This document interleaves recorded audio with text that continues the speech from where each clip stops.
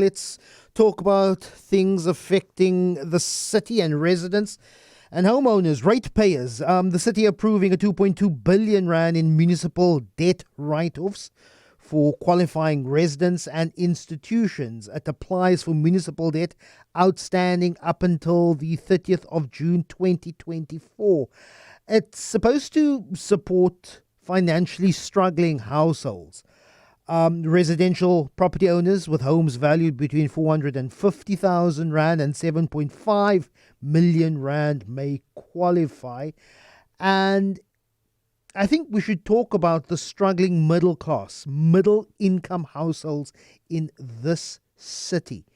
Joining me now is Councillor Siseko Mbandezi, is the MACO member for finance here in the city of Cape Town. Good morning, Siseko. Really appreciate your time. The city has maintained a high collection rate when it comes to rates and taxes. 97.83% of rates and taxes are in fact collected in the city of Cape Town. But when we're talking about what is outstanding, particularly in middle income households, what we're looking like when it comes to the requirement, the necessity to have a debt repayment or debt write-off plan of 2.2 billion Rand in the city, Councillor?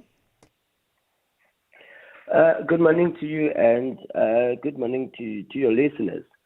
Thank you very much for the opportunity. Indeed, we when we looked at this 2.2 billion Rand debt write-off initiative, it does entail the middle income that you are also talking about, because if you look at it, we have said that those with property value over 500,000 up to 2.5 million Rand would qualify for 100% write-off, and those with property value over 2.5 million Rand and up to 7 million Rand would also qualify, but up to 50% of their debt. And I think that on its own does show the commitment to also assist those who are in the middle income household who have financial difficulties. So that's the first thing that I think that is important about this write-off, is an inclusion of those property owners up to 7 million rand. Is property value the only metric that is used? Because we sit with a situation currently where people are middle income salaried people in the city of Cape Town. But we do know the levels of over-indebtedness, a squeezed middle. And so while they may on paper be receiving a salary which is significantly higher than being declared indigent in the city of Cape Town, they're struggling to cope and they're struggling to keep up with rates payments. Is that value of property, the property valuation, the only metric that is used to determine who qualifies? In this instance, yes, it is. But also remember, on our property rates and indigent benefit, we have increased the income of a household up to 27,000 Rand, which was previously about 22,000 Rand. So I think that also on its own intends to cover as many of the people who are financially pressed and whom are middle income household. So that property value and that minimum income needed for a benefit, I think to me it does cover. So it's not necessarily therefore the only property value as a matrix.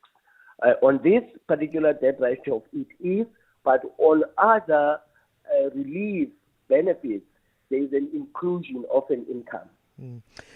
What the city currently does to ensure that something is regained by the city is absorbing some of the prepaid electricity payments that goes to outstanding rates. I know of a contact of mine who is on paper a middle salaried person, the COVID-19 lockdown, not being kind to their household, not being able to recover. They are behind, and they acknowledge that they are behind on rates payments. But because of that, water has been shut off.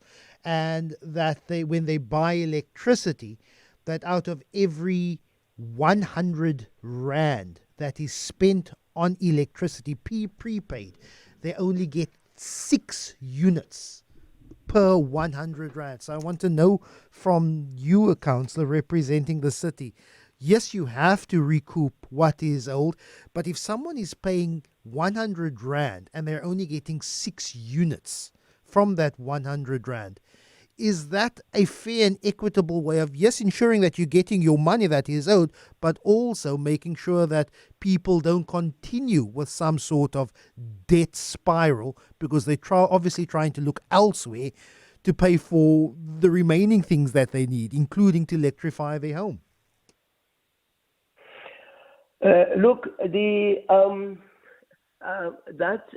electricity mechanism, it is indeed, as you correctly say, that it also intended to assist so that people don't have debt that is out of control, because then it would really lead to a detrimental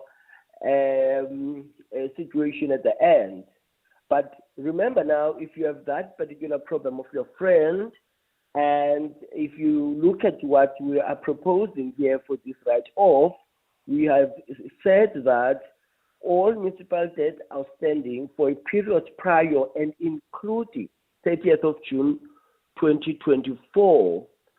So your friend may then qualify for debt up to June, write-off up to June 30th, 2024, provided then they get into a payment agreement with the debt from the 1st of July, which would be something like a 12-month debt that then your friend would have, and then they stick to that agreement. Believe you me, it would then alleviate a massive pressure financially from him or her post the fulfillment of the agreement that he would have. And then your friend would really, I think, be able, therefore, to breathe better. So this is a really good initiative for people like your friend to have their debt that is older than the 1st of July 2024 to come into our offices or to email payment.arrangements@capetown.gov.za or phone 0860 103 089 and have a discussion and an arrangement so that they are better financially alleviated. What's that household income benchmark that you use? Is it just over 20,000? No.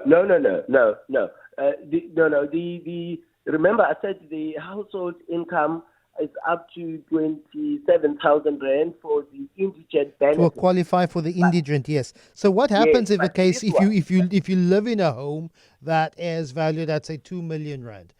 You earn a middle income household income of, let's say, 40,000 rand. Do you then, and you have tons of rates debt? Do you qualify in that scenario? A home of 2 million rand, a household income of 40 million rand, but you're in the tens of thousands behind in your rates debt, that your services have been cut off. You run a trickle system in your home, and for every 100 rand that you spend on electricity, you only get 6 units. Do you then qualify on paper? I would say yes, you would qualify on paper, but I don't want to also commit on your friend. Oh, no, yes, generally, I'm asking you to speak. This is not a lived example. This is just a general. I want to quantify just what are the metrics used, because I'm sure the city also would acknowledge that there will be some people that would fall out of some of these metrics. Yes, definitely. Remember, this is right off now. This is not an indigent or rate rebate benefit. This is purely the debt write-off. So your friend would then qualify, and for 100%, by the way, because his property would be less than 2.5 million rand.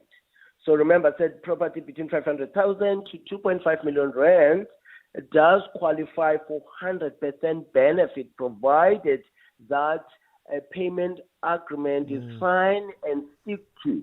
So in this instance, your friend who earns up to 40,000 rand should then qualify for the write-off. Siseko, just a quick message from a listener, M, and we've spoken about this before. What happens if you're a tenant in a home with a landlord that is behind on rates? When you then input electricity on a prepaid meter, you are then unfairly punished because your landlord has not paid rates, because that money then goes to covering a rates bill, and then you get and I've been using the example of 6 units for every 100 rand. Is there a way to maybe separate what the landlord owes and what tenants of a particular property get? Okay, thanks for that question. Tenant can come to our cash offices to make an arrangement, because it is unfair to the tenant to be expected to pay property rates for a landlord, and the landlord would benefit on that when he sells his assets.